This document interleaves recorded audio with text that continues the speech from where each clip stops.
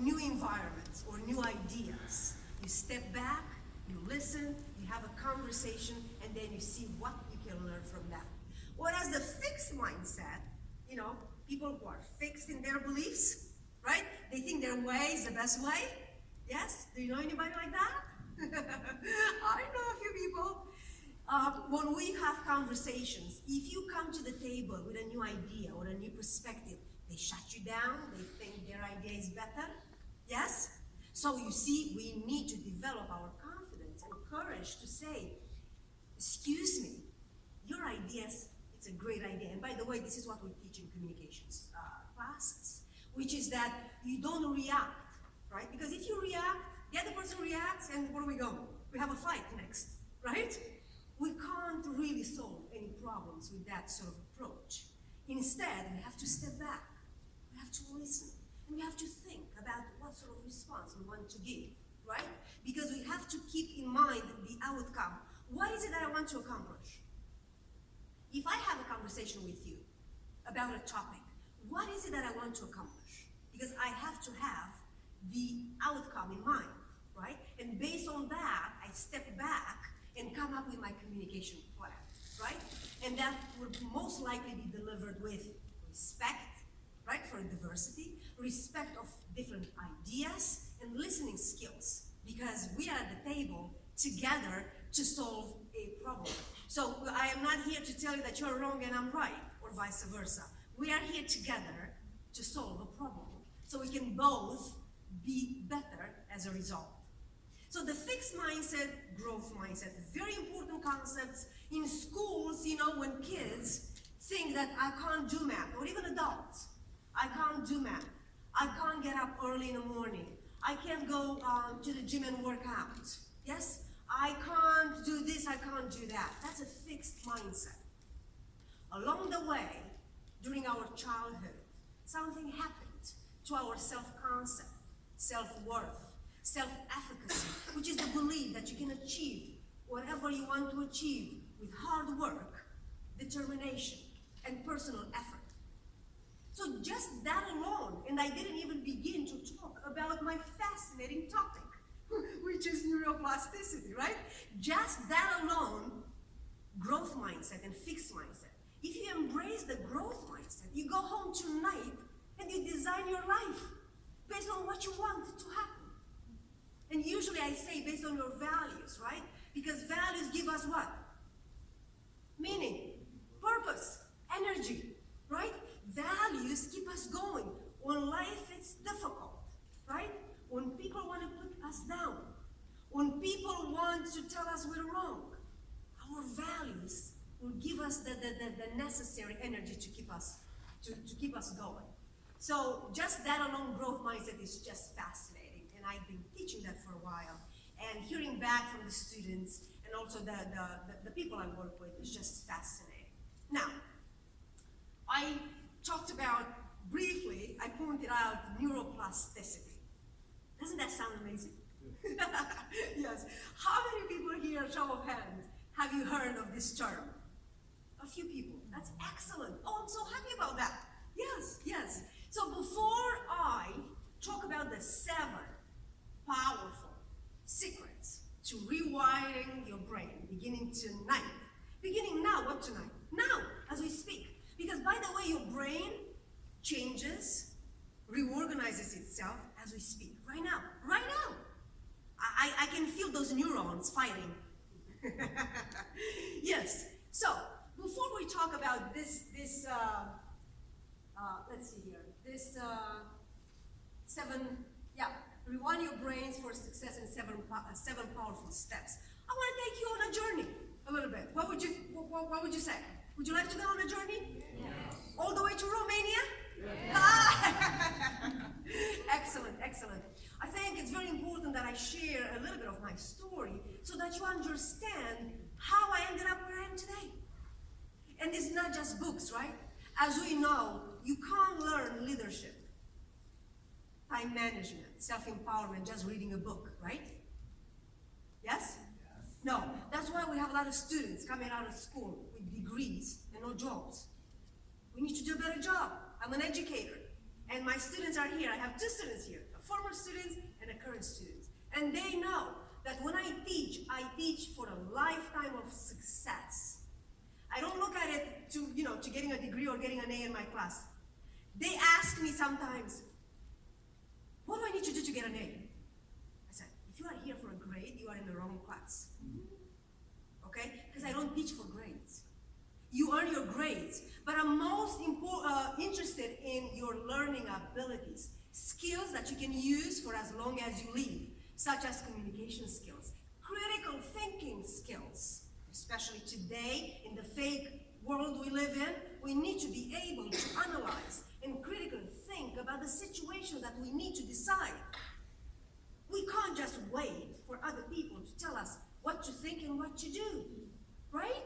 We should be able to do that. So when I teach lifelong skills. You probably heard soft skills. Have you heard of soft skills? Yes.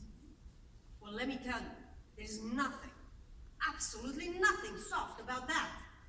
Okay? In fact, those are the skills that many people lack. Those are the skills employers need people to have in order to be successful. Because why are people unhappy with their jobs? It's not the job. It's their managers, their leaders, the people in charge, because they lack these skills. They can't relate to other people. And the world is changing. We are putting a lot of emphasis on human capital, human-to-human relations. So, the automatic way of doing business is no longer working. Now we need to develop and realize that every person has something to offer. And we better bring everybody at the table and listen to their ideas, okay? So that's what successful leaders do. They bring people together, they have a vision that connects everyone, and they have purpose. And when you have that, and you know that you are valued, that your ideas are being heard, guess what? You are going to be committed to that organization because the culture speaks to you. But until that happens, we need to sharpen our skills. So, we are now in Romania. How do you feel? Yeah, it was a quick trip, but it's about 6,000 miles, yes? So I grew up in a small village of about 300 people, about 50 miles from the capital of Romania, Bucharest. And I grew up on a farm, no indoor plumbing, and you know what that means, no showers, no, right? Yes, maybe some of you relate, I don't know. And a TV with 2 channels that didn't really work most of the time. But we had a lot of love, and we had organic food, because we grew our food, you see? Something that we are really concerned these days, right? With the nutrition of food and quality of food. And so, my parents taught me that, hard work and determination and resilience and mental strength should take me anywhere I want to go in the world. They expected me to be alongside with them on the field working as a child. They expected me to bring good grades home, to learn how to cook and clean, and I was thinking, what else do you want? I mean, I am a child. I need some time to play. I said, yes, you have time to play, but we are preparing you for the real world. You are going to leave this house soon, and then what are you going to do? And they were right, but at the time, I didn't really understand that. So one day I come home and I ask my mom to help me with school. And she says, Val, have a seat, and let me tell you something. I said, yes, Mom. I never went to school, so I can't help you. I can read, and I can't write.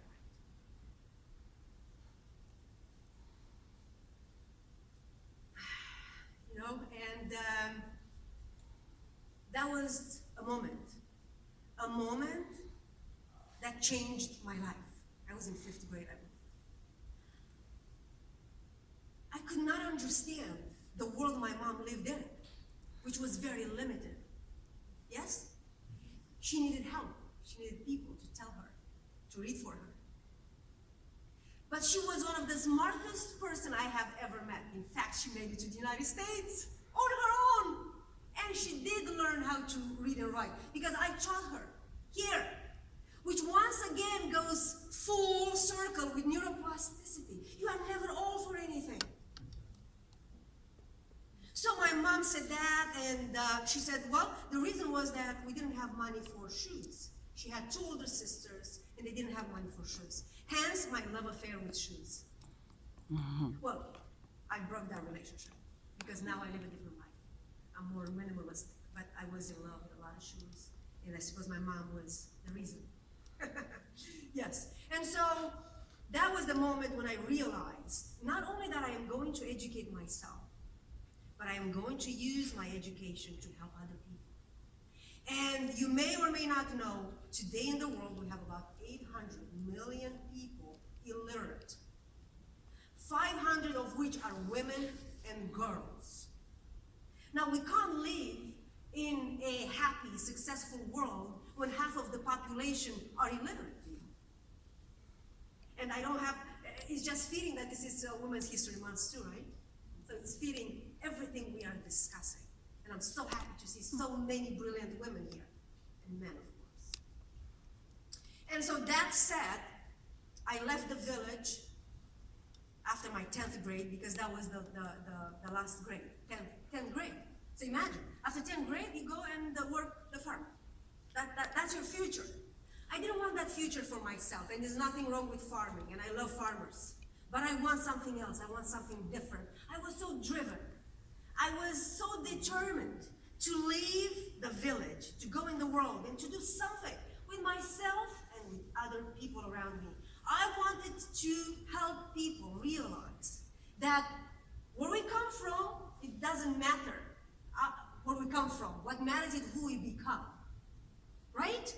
What matters is who we become, what we do with our life, how we live our life every day. So long story short, I became a seamstress in a factory at 5 a.m. shift, so I can go at school at night to finish my high school. Let that sink in for a moment. 16 years old, left everything behind, living on my own, working in a factory as a seamstress. I had no idea what that meant, but I didn't care. I wanted a better life. And to have a better life, better opportunity, you need to be patient, right? And you do the groundwork, and that's what I've done. And from there, I moved on to the next, and to the next, and to the next.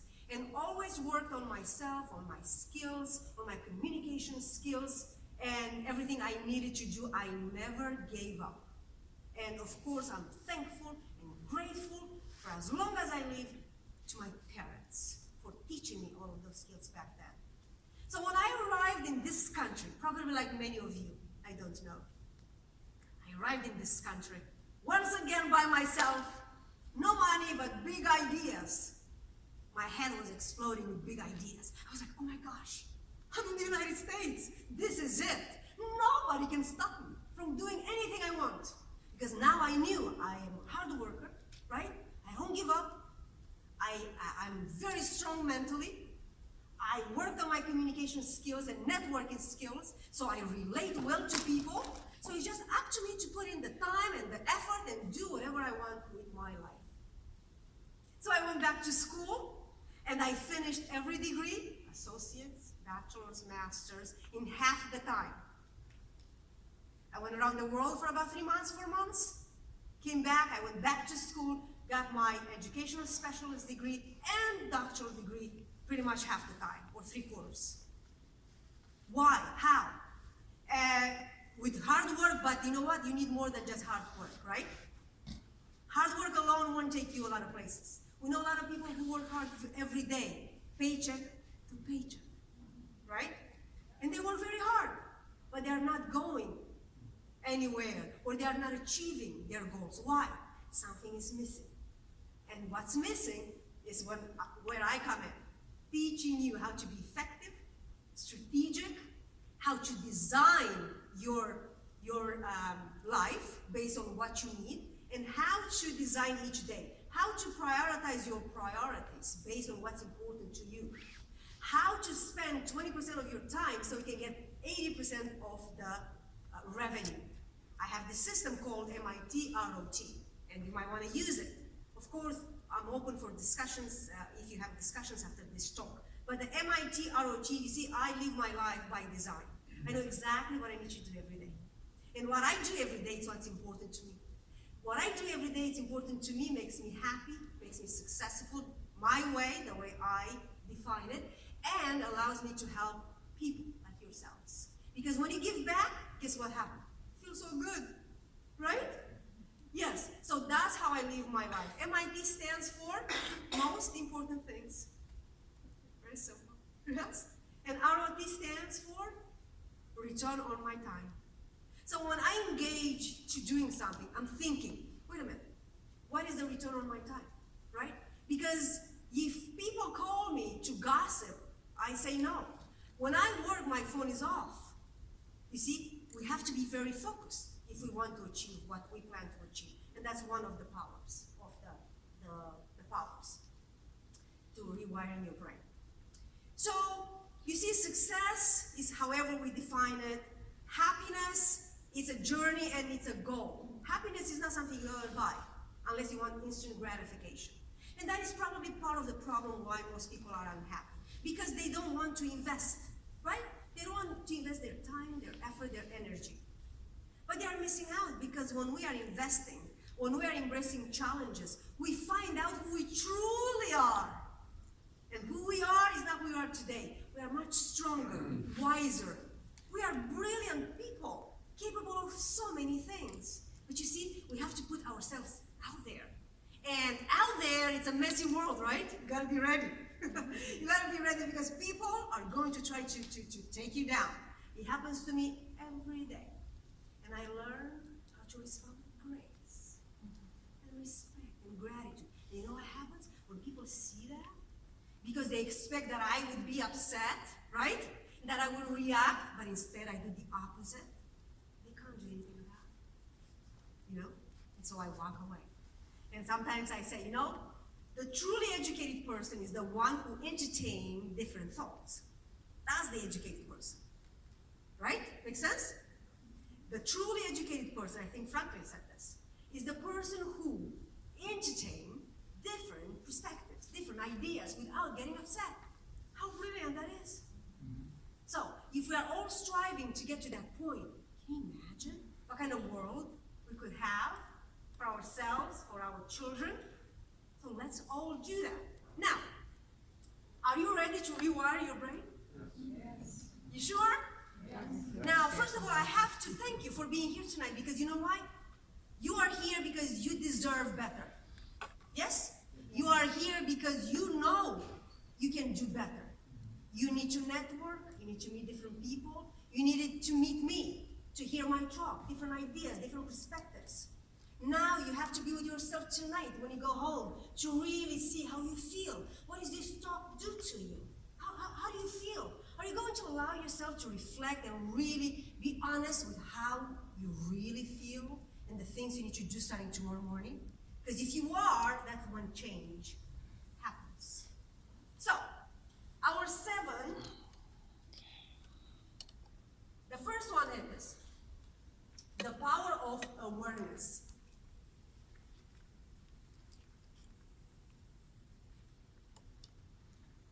The power of awareness, mindfulness. How many of you, for example, show of hands, practice mindfulness? Mindful meditation or mindful living. That's brilliant. So, these powers are in order, and you will see why they make sense, right? Because in order for us to really get to know ourselves, to really respond to the philosophical question of who am I and why am I here? You know, on my run the other day, a gentleman, we were running and I said, come on, let's go. The bridge was up, right? So we were waiting for the bridge to go down. And then I started jogging and I said, come on, let's go. And he looks back and he said, oh, you're gonna win first. Win first. Now, you know, I teach communication. And I said, I'm already a winner, I said. And he said, what? Who are you? Who I am? You want to know who I am? So when I told him, about who I am, why am I here, and how I want to live my life, and I want to have an impact and meaning and purpose, he looks at me and said, "Who are you, Aristotle?" Now, you can take that different ways, right? And you better believe it that I took it the right way. So, the power of awareness, mindfulness, it's one of the critical points, if you will, of power, I should say, that we need today. We live in a world of distraction, right? My students came to me, for example, at the beginning of this class, telling me that they suffer from anxiety, right? Anxiety disorder and stress and eating disorder as a result and sleeping and so forth. And 40% of the people have these problems. Why? What do you think that is? Social media, right? The phones, pardon me? Fear, but it's really distractions, right? So I looked up statistics and I found that we watch on average about 6 hours of TV a day. Did you know? 6 hours of TV a day, about 2 more hours in addition to that on social media, and another hour on gossip. All of this together is about 11 years out of our life we are wasting it. That's a problem. I ask students to monitor their phones. You know, on your phone you can see how much time? Yeah, some of them they didn't know, and some of them were like, oh, because I had to make a deal with them. You can't be on your phones. You are here to learn. There's nothing to learn out of your phone. So I give them a tech break because they have anxiety, you see? It's just like telling somebody to get up the couch and run 2 miles tomorrow morning. It's impossible. No? You have to work towards it. So the same thing with anxiety. You have to have strategies in place to help people. And that's what I've done. You put everything away and then we have a break for all of us to check our important business. Instagram. Right? So this is the power of awareness and mindfulness. I practice mindfulness. I wake up in the morning. The first thing I do is I meditate. The second thing I do is I have coffee. And then I work out every morning. Empowerment is very important. In fact, in my book, I don't know if you checked out my book, I talk about all these things, the pillars we need in our life to be successful, to be happy, and to have energy all day long. So mindfulness, when you really understand that you deserve time out from all the noise, all the noise, you need to turn that phone off. And you need to tell yourself, I deserve better. But I can only find out what I really need and how I really feel when I have a moment for myself. To just sit, cross-legged. Yeah, I know my students, when they see me meditate on one leg in high heels, they look at me like, but it's good to push them a little, right? So when you do that, and then you start writing down. When you meditate, as many of you know, all kinds of thoughts come in, right? Into our consciousness. And you are aware that you let them in and say, hello, bye, and let them go. Mindfulness is not about, not thinking about anything, because that's not even possible, but acknowledging your thoughts. And then, the more you do it, you are going to see a pattern. You are going to find out the things that keeps you back, for example, or the things that makes you unhappy. And then you figure out what you do about it. So, Maya Angelou said that when you know better, you do better, right? So that's awareness. So we need to be aware of ourselves, our feelings, our reaction to others, the words we use, because we can use words to bring people together, right? We can use words for love and unity, or we can use words for what? Hate and fear. Words are powerful. But if we are mindful when we speak, yes, guess what? Something happens. You are mindful and you know what I am about to say could change this person's life.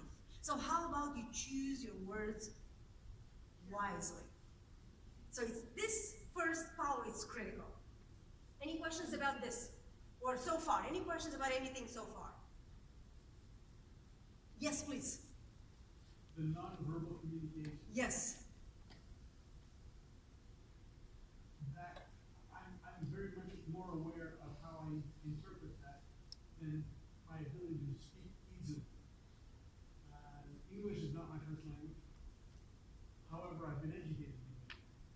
And I tend to communicate more simply in technical items that do not require soft skills.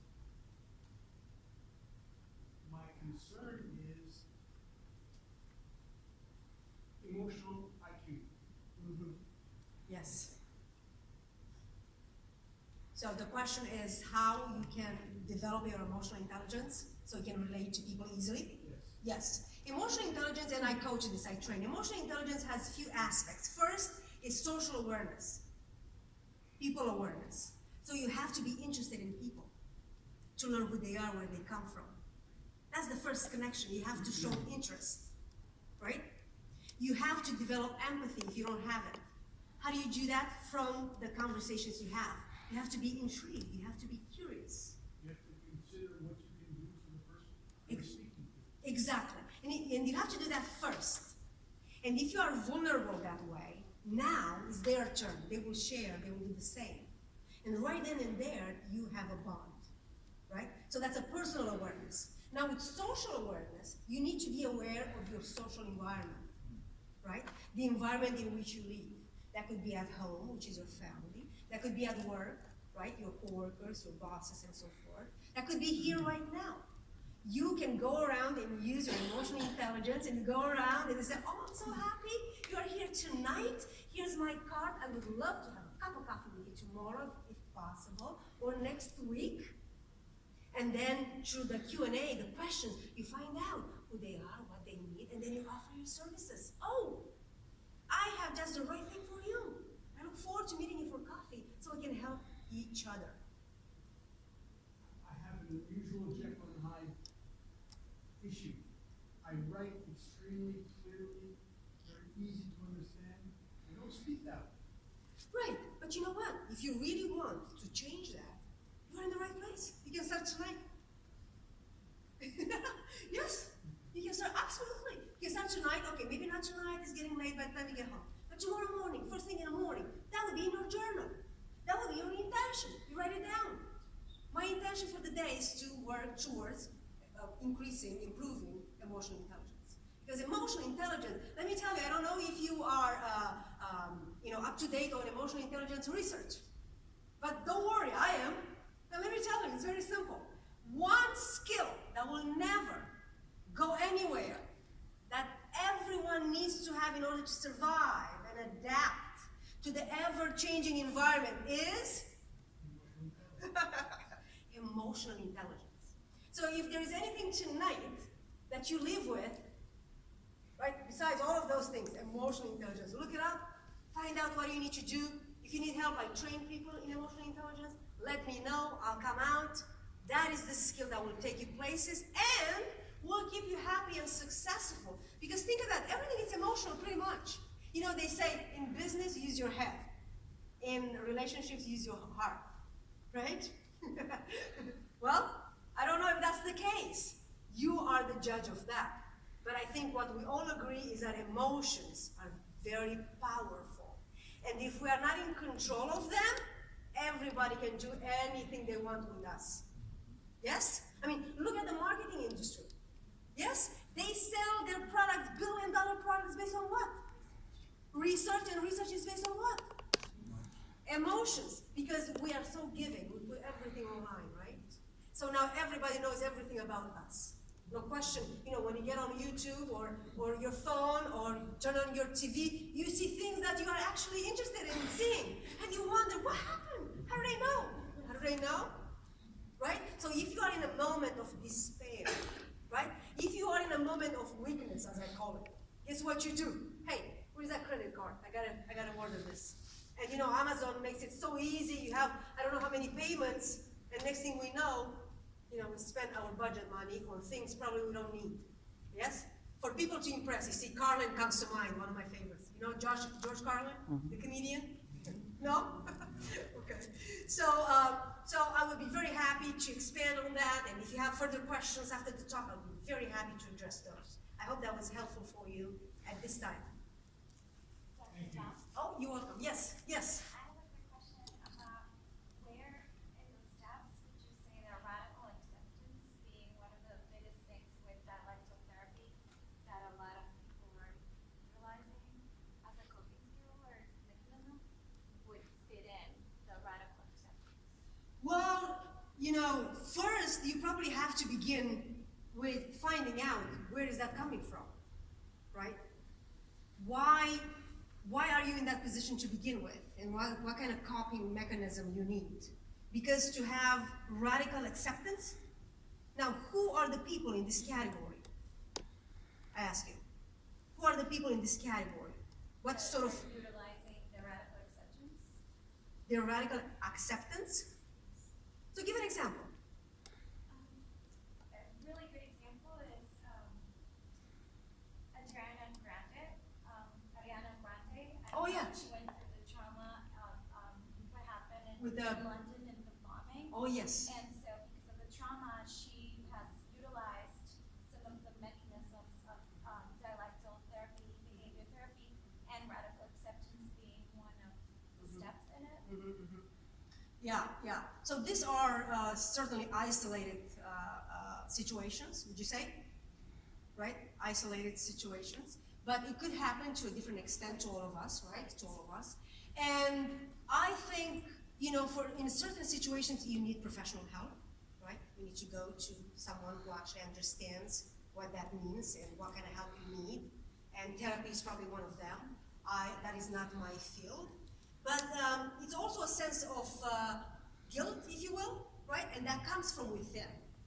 Because if you think about, and I happen to know that this case, it wasn't her fault, right? And yet she felt guilty.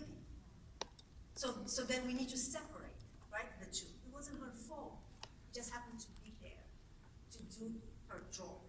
And then something terrible happened. And I suspect no matter who you are, or how strong you are, or what kind of mental strength you have, you will be affected by it. But I think to a certain extent, it has to do with you differentiating between whether it's my fault or have something to do with it, and that relates to the emotional intelligence very much. Or whether you say, it's not my fault, I have to move on with my life and offer help in different ways that I can. That radical acceptance is totally different than Yes, awareness. right. Yes, very different. Very different, but through mindfulness, you can actually learn about yourself, right? Through mindfulness, you understand why do you feel guilty, for example. Why do you always say yes? Why do you always submit to other people's views? You can learn about who you really are. Because if you're not happy and successful, it is at this point, that's why it's number one, when you really find out what's going on and what are some of the things you need to address. So you will be at this point, which is why it's first one, right? Because it's awareness. It's our ability to really understand about ourselves and our environment. Was that an acceptable answer? Thank you. But Dr. Bell, real quick, Yes. just the fact that another child has committed suicide Yes. after, Yes. you know, Yes. shooting So we have last two. year, there's two children Yes. now. So again, what you're saying, very poignant. They're blaming themselves. Yes. They're guilty. Why did I survive? Yes. Et cetera, et cetera. We'll never know for sure. Right. But we can assume Yes. that they needed more help than was Absolutely. given to them. And yeah, I think it's very important. A lot of times we don't realize we need help. Yes. When someone else is pushing us to get help, sometimes you just need to have an intervention and take that person Yes. to the help. Yes, absolutely. Thank you, Diana. Absolutely. And, having taught sociology for over 15 years, and it's applied sociology, I can tell you that many of the problems we can track all the way to our childhood. Our self-concept and self-worth develops early in life. So because of our environment, it could be our parents, or lack of parents, right? Or parental skills, right? Maybe we didn't have role models in our lives. We didn't have teachers to tell us how beautiful we are, how smart we are. So we can grow up with that sense of identity, that we can do and achieve what we want. We also have to examine gender roles. boys are raised differently than girls, right? Boys are given, tractors and fights and this and that, and they grow up to become, strong, and in fact, that's what the culture or society expects them to behave, right? Whereas girls, and now young ladies and women, what? We're not confident, we don't negotiate, we can speak up for ourselves. If I'm too smart, they may judge me. Okay, judge me if you want. That's on you, right? That right there shows me that you are unstable, you are insecure. It has nothing to do with me. Pardon me? Exactly. And so we need to change all of this. Thank you. Thank you. Thank you. So we need to change all of these things in schools, right? So we can teach our kids to grow up, independent people, so they can stand up for themselves and they can pursue what it is they make them happy. We're not there yet. I am an educator, and we have a lot of problems, and we need all of your help, right? Because when we are all involved, hopefully some things will change, and tragedies like that will not happen, because people then know to go ask for help. Thank you, Bianca. The second one is power of choice. Hey, we are our choices. Okay? You are where you are today in life based on your choices and decisions you've made. Right? So if you want to change your life, guess what? Make different choices, yes? Make different choices. Now, of course, it sounds, simple. Yes? But it's not easy. But just the thought that you can change. Just the thought that tomorrow morning you can wake up and make different choices than you made today. Isn't that exciting to you? Right? And at the end of the talk, we can discuss what are some of the things you want to achieve starting tomorrow that you put off, right? What have you procrastinated on, and so forth and so on. And I can give you some actionable steps that you can take tomorrow morning. So choices, choices, choices. We make choices every day. What kind of choices have you made today? And did you achieve the results you intended to achieve?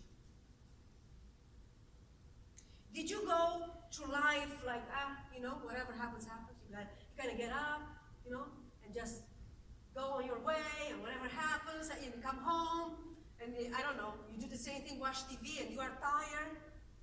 If you are one of those people, today is the last day. Yes? No, I'm serious. You deserve better. And you're going to do that by rewiring your brain. You have to give yourself the self-respect you need. If you put up, let's say, sending out 10 resumes instead of 2, right? Tomorrow you send out 10 resumes. If you need to network with 5 people each day, tomorrow you're going to network with 6, not 5. Right? That's what you need to do. Unless you choose to stay average and to just, have the life you have each day, and you're not going anywhere and achieve anything. We can use excuses, right? We can blame other people. At the end of the day, let's be honest, we have to be accountable and responsible. Because, listen, we have this one life. And I don't know about you, but it's kind of going away pretty quickly. Right? So let's not wait another minute, another moment. Let's not waste. And be mindful, right? Live your life with mindfulness. Be focused exactly what you're doing, what you're saying, how you're feeling each day. And you'll see when we meet next time, you probably come to me and say, I don't recognize myself. Because these things happen very quickly. Let me warn you, okay? So choices without our choices, you want a better life, a better outcome, have different choices, make different choices, beginning, possibly now, like that, yes, now. Okay, the next one, power of intention. You have to live with intention. What do you intend to do tomorrow? What do you intend to achieve in 1 month, in 3 months, in 5 years, 6 years? What do you want to be? What do you want to achieve? What kind of person you want to be? What kind of job you want to have? What kind of health you want to have? Right? you have to be intentional about these things and write them down. Write them down and have a detailed plan. Goals. SMART goals. Have you heard of SMART goals? Anybody? Okay, very quickly. Yes. I use SMART goals. I'm goals oriented. I don't like to waste time, for nothing. I like to go to the beach, to relax, to meditate, to do yoga. That's good for the soul, for my mind, for my happiness. I can't be bothered with nonsense. Nonsense is for people who have no idea what life is about. But I'm willing to teach them if they want to. So, intention is very important. What is the intention tomorrow morning when you wake up? I know exactly what I have to do tomorrow morning. Health for me is very important. When I feel healthy from inside out, I have energy all day, all night long. And you can see it. I can see it, I can feel it, I teach it. Because you are driven by this passion, the purpose that you have. Because my life is aligned with what's important to me. Right? And when you find that, you become invincible. Yes. It's going to take a while, of course. Don't expect tomorrow to happen everything. You have to be patient. But you really have to believe that you can change. You can rewire your brain for success and happiness if you want to, and you are committed to doing the work. So, living with intention beginning tomorrow? Yes. I'll check on you. We'll meet again, what, in 1 month? We'll have a check-in in 1 month. You have to report to us.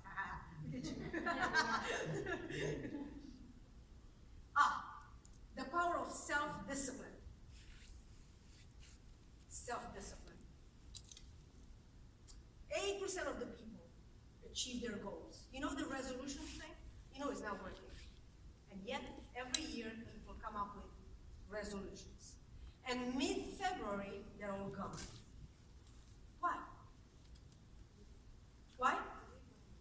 Discipline. No, lack of self-discipline. What else? No accountability. Lack of motivation. Don't visualize. No SMART goals, visualization, right? Okay, so SMART goals, thank you. SMART goals. S stands for specific. So the goal has to be specific. You can't say, and I'll use health because everybody understands that and everybody wants to talk about that. You can't say, I'm going to lose 5 pounds in 5 days. Really? That's not realistic. Okay? So you set yourself for failure. So as specific, we have to be realistic. So then if we say 5 pounds, right? What would be a realistic timeline for it? Because we don't want to starve. We want a sustainable plan, you see, that lasts for a lifetime. And I can teach you how to do that. So you never gain another pound.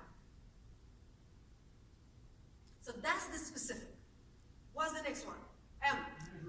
Measurable. What's measured? What do we say? What's measured? It's done. Very good. Excellent. Santiago, yes? Yes. What's measured is done. So the other day I met this lady, actually, again on my job, So I said, hey, come on. I always, try to inspire people. And so I said, how long you go? I said, how long you gonna run tonight? For how long? Oh, I don't know, maybe 2 miles. What do you mean you don't know? In how long? Oh, I don't know, I don't know, it doesn't matter. I think I usually go here and there. And then she telling me, oh, I need to lose weight, I'm not feeling well, I don't sleep well, I did that. So I found a moment, and I gave her some pointers. I wanted to help her. And she couldn't believe that, she had to track her workouts. In order to see your progress. Because don't worry about how much progress you make as long as you make progress and keep doing it. It's all about consistency. But you see, we live in a culture where we want instant gratification, right? Instant gratification. We work long hours and then we spend our hard-earned money on instant gratification. I don't understand that. Is that a good business plan, you think? Pilar, my business student here? It's not sustainable, right? the basics. Stay active every day, right? Eat some good food. Have some good love in your life. Good relationships, right? To feed the soul. No? Eat nutritional food and stay active. You'll be happy forever and ever. And you'll have money in the bank. Right? Because you're not going to give to, instant gratification, pills and things. So, power of discipline, very important. Discipline yourself. It's not easy, of course, as you know, but it's doable. The difference between successful people and not so successful people, what is it? They have the self-discipline, definitely, right? And because we already know from growth mindset, right? You too can improve the skills you need through sheer hard work and determination. So, the power of repetition. Hey, what you work on grows, right? Like you can't go to the gym, for example, and you lift weights once a week and you expect in a month to have a six-pack. Right? That's just unrealistic. So no? So repetition, what we practice happens, right? It becomes better with repetition, repetition, repetition. Just like we eat and sleep and drink and put our clothes on and have coffee in the morning every morning without even thinking about, that's what we should be doing with whatever skills we need to learn. Repetition is important in making sure the habits stick. The habits you have now, do you have any negative habits that you are willing to share? Right, I know. It's okay, but guess what? For every negative habit, it takes pretty much the same energy, right? So why would you have negative habits? Get rid of them if they don't serve you. If they don't help you achieve your goals, why do you still have them? Go ahead and implement some positive habits, right? And with repetition, next thing you know, they become part of who you are. And it's beautiful. When your life revolves around a set of positive skills and habits and affirmations and thinking, life is beautiful. Even when you have challenges, because you will, that's part of life, right? Even when you have challenges and situations, obstacles, problems, life is still good.